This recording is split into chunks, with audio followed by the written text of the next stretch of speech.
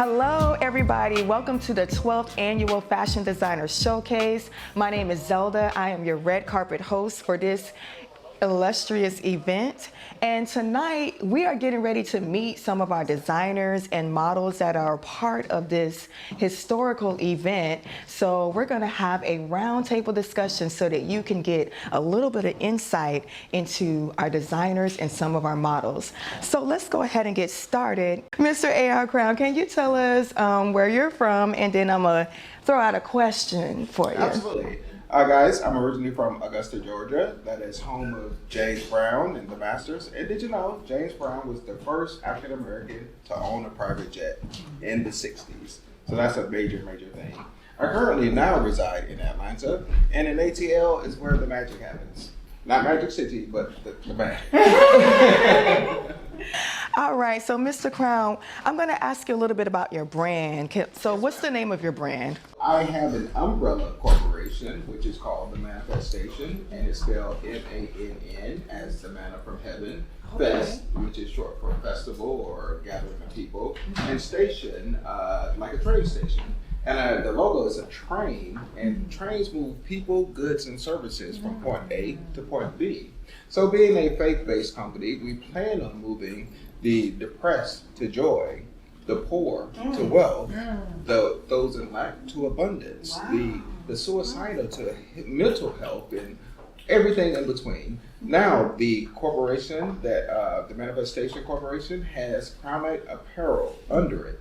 Crown Knight Apparel is the name of the line, and the logo is here, but I'm sure if you look around, you'll see the logo everywhere on each and every piece of clothing that we design. Awesome, thank you. You know what? You described that so well, you already answered the question. I ain't even got to ask you the question. That's why you started with me first. Let's get this thing rolling. That was awesome. Okay, so how about Yvonne? We're going to go with you next. Okay. All right, so tell us where you're from. I am originally from Poland, but then I spent 20-something years in Canada, and now I live here in, Cape Coral. Okay. So I'm going to ask you this question because I think it fits perfect with your collection. Can you share your approach to inclusivity in the fashion industry and how you incorporate diverse perspectives in your brand? I guess me always loving to include the models of our ages, size, and abilities is one thing, because I want to say, my clothing is for everyone. And I love that. I have customers from, teenagers to sexy, vibrant, 80-plus-year-old. And I love this. So yeah, I guess that's answer to your question. Yeah, I love the theme you said. It's for everybody. My clothes are for everybody. Yes. So that's good. Everybody who doesn't want to be like everybody else. That's also the thing. Other thing I usually say, it's that, we're all different, why dress the same. So yes, so it's obviously not for people that just want to look like everybody else. No problem. All right, so we're gonna go ahead and shift over to some of our models that are a part of the showcase. Let's start with Adina. Hello, how are you? Hi, so can you tell us where you're from and how did you get into modeling and what's next for you in the modeling world? Awesome. So like she said, my name is Adina Kajoy. I'm out of Orlando, Florida. And how did I get into modeling? When I was in the 8th grade, I went to John Casablanca, and which is a modeling school. And afterwards, I didn't do anything with it when it came to modeling, but it did build my confidence.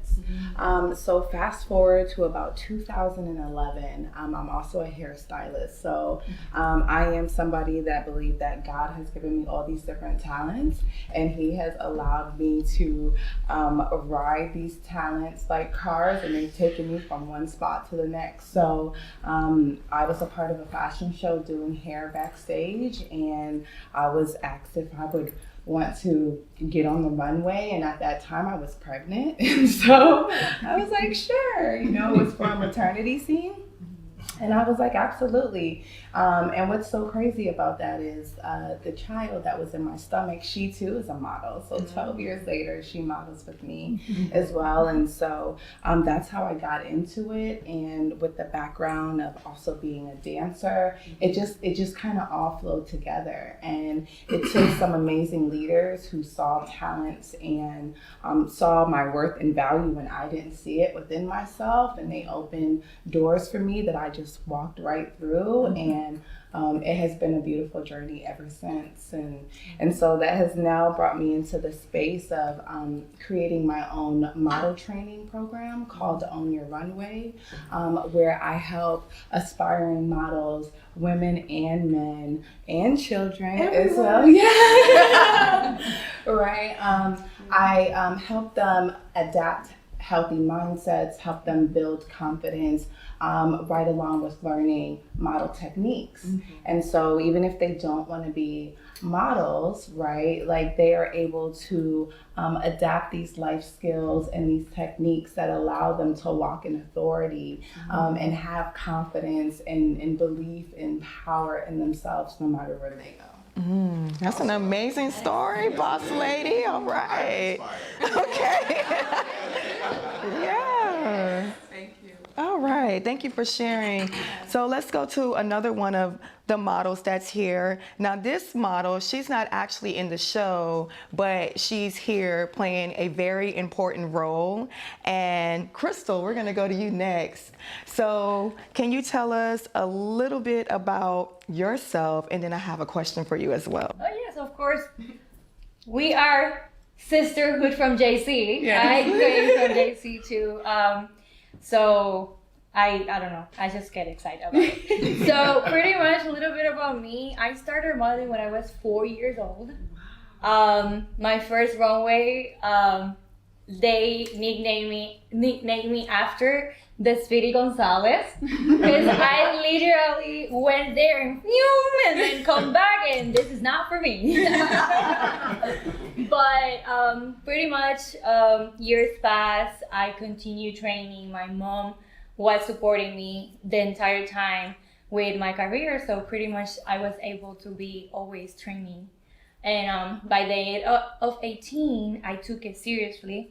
I graduated from communication, and I started working different places in Puerto Rico. I'm from Puerto Rico, and then we moved to Florida, and here I started studying in JC, and then opportunities came in and came out, and now I live in LA. Awesome. Now, that's a good segue into my question with you living in LA. Can you tell us what type of collaborations do you seek with other models? And how do you help models in the profession that you're in right now? Yes. Well, I saw a problem in the modeling industry, and I needed to do something about it. I pretty much we talk about it. It's inclusivity. Pretty much, the industry before, it was pretty much high fashion. Yeah. The model needed to be tall, Very standard. very skinny. There's a reason before of that too. It doesn't have nothing to do with them being tall or skinny, but but it's something that was very, very common back in the days.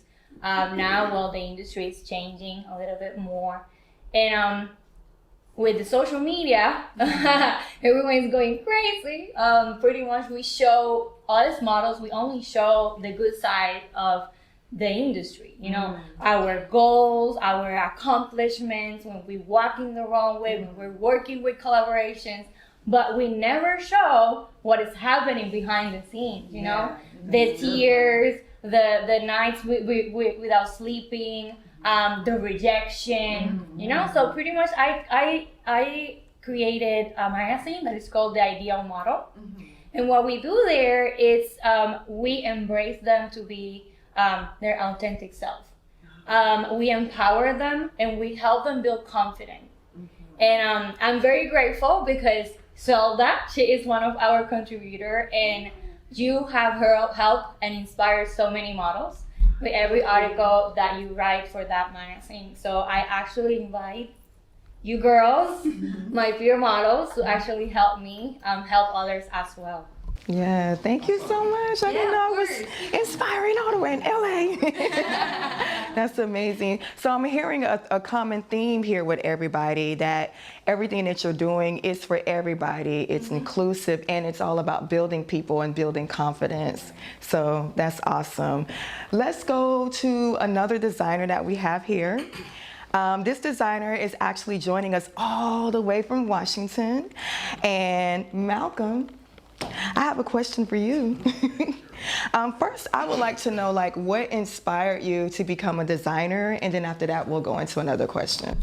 Well, it's interesting. I remember I was 8 years old. My grandfather, who was a tailor at the time, he forced, well, I shouldn't say forced, but he strongly suggested that we learn a skill. And at that time, it was learn how to sew. And it was a taboo with that because young men sewing and doing girly things didn't make sense. But to him, it was like, you better learn a skill just in case, even though this education you have, whatever, you better be able to use your hands and be able to if you have to go eat, you have to go out and do some things. So he instilled that. So my grandfather, every Saturday, he put on a fashion show just by going to the barbershop. He put his clothes on, just like with Mac, he got his suit on, going to the barbershop. And as a kid, it just didn't make any sense. Like, why in the world would he dress up going to the barbershop? And I would see this every week. He get a haircut every Friday, put on a suit. He'd always say, well, I can take my jacket off, I want to cool down. I can take the jacket off, but I can't dress up. So that always stuck with me. And he taught us how to sew at 8 years old, and I kept with it. My sisters and my brothers hated it. And when they had a chance, my grandfather passed away, they just kicked it to the curb. And I was the one who stayed with it. But I was in denial for a long time. And I went the corporate route. When I got out of college, I wanted to go make some money. At least I thought at that time that's what I wanted to do. And I did that for a long time. And then the job said, I was a manager of one of the largest teachers unions at that time. They said, look, we got too many managers, we make too much money. So we got to downsize. So they said, anybody who has 10 years of experience, we're going to give you a chunk of money, take the money and leave. Now, I wasn't old enough to retire. I had years or whatever, and I was making a lot of money. But I said, if I'm ever going to do my business, this is it. So I took the money, and everybody in my family thought I was an idiot. And said, why in the world would you leave this six-figure job to go start something you don't know what's going on? And so I left. And so my inspiration came from something I just wanted to do, and I thought I was really good at it. And I learned the skill. And I was doing something that was, like I said, taboo, because I was an athlete doing what a lot of people consider female things. And it really kind of an oxymoron in terms of that. So I continued on. I left the job, and I started my company 15 years ago, scared to death. Didn't have a parachute to land on, but I said, I'm doing it. So I took a leap, and I started my business 15 years ago, and I haven't looked back. And I'm still doing it. So yeah, Awesome. Yeah, you're doing it too. I too sense that when I talk about my brother, my sewing machine. It's a brother. It's my brother. So when I talk about my sewing machine and stuff, there are kind of looks like, what is he doing sewing? Yep. Yep. But I took home ec in high I school, was there too. and I still have the first pair of pants I've ever made, and I can still put them. Yes, and I made those pants in 9th grade. I'll be 50 on the 17th. Wow. And I still have those pants. I think this is when I made my first pair of pants. It was about grade 8 It or was 9. yes. Wow. And actually my dad was helping me. This was like art learning to sew. And I made but I don't have them, and definitely I wouldn't fit. But yeah, so from your lady's perspective, what can he and I and other aspiring male designers do to beat that stigma? What do you think? We get some muscles or something like that? How do you think we should? Shay? I feel like at this time, speaking about inclusivity, Yes. it's been growing and growing. Mm-hmm. So I think maybe it's something that specific idea may kind of go along because these new children, they be wearing pearls. I seen a young boy with some pearls around his neck, but that's just how, they rocking everything. They wearing dresses now and all kind of stuff just because that's what make them feel good, or just continue doing what you love doing and don't worry about what anybody else thinks. That's what I think. Yeah, absolutely. Yeah. And well, he and I, we haven't stopped yet. Yeah. Yeah, this business. I mean, and let's just be frank. I mean, there's a lot of gay men, for example, that are designers in this business, and so it's almost like it's a rarity when you see single straight man who's doing this business, and it's a business. And I underscore the word business. I went to business school, so when I left the job, I didn't leave the skill. Yes. The skill was enhanced by what I'm doing, and everything that I do is about business, because the pandemic, if it didn't teach us anything, it taught us that you better have a plan. That's right. Yep. What happens when the government tells your business it can't open? And then you don't have a plan B because you don't have e-commerce, you don't know anything about online sales, you don't have another plan. All you rely on is somebody walking in the door for you to eat. Right. And now they take that away from you because the mall's going to be open from 10 o'clock to 2. The hours are cut by 8 hours, and then you can't open on the weekends. Right. So how do you eat? So you better have some kind of a plan of action in order to support a business. And every independent business is different in terms of how it sustains itself. And it doesn't have to make sense. Let me tell you one little story. And it's talking about inspiration. During the pandemic, I used to do these little goofy Facebook Lives. And Facebook Live became an organic experience for me. I used to hate it, but I did it during the pandemic because it was really the only way you could reach people because nobody was coming to see you. Right. So I remember one night I did a Facebook Live, and it was only one place in my area where I lived would let you come and sit down in a restaurant.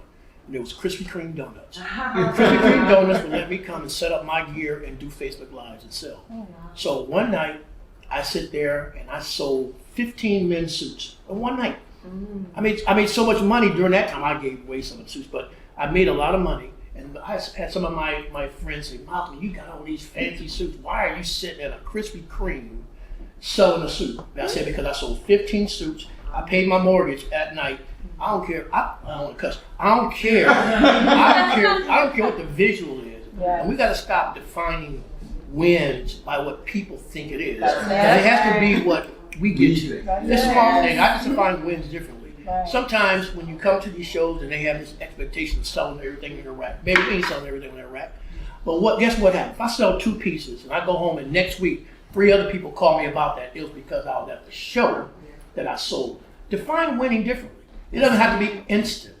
Sometimes you have to let it marinate a little bit before you actually see the reward of it. But we don't want to leave out Runway Diva Shay.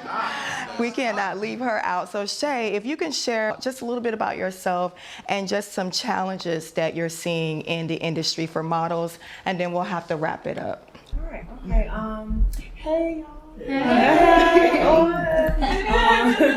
I am Shay, aka Runway Diva Shay. I am a model coach. I've been modeling since I was 5 years old. I've been professional for about the last 12 years. I've done ad campaigns and magazines, international. I've done a little bit of everything. I've learned a lot from a lot of different spaces, and so I think one of the things that one of the challenges that models currently have right now, just being teachable and following instructions.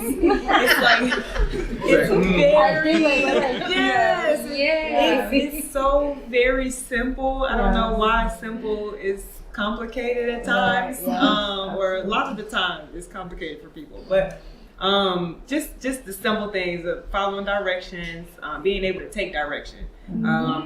I learned a long time ago that if you think you know everything, then you're not going to learn anything new.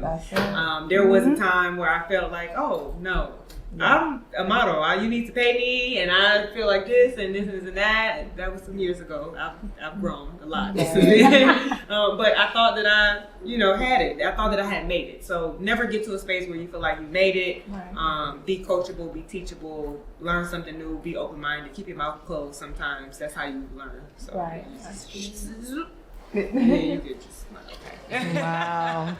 So we're gonna have to do a part 2 at some point one day, but we thank you for joining us for our 12th annual Fashion Designer Showcase and coming to sit at the table with us with our VIPs, our designers, and some of our models.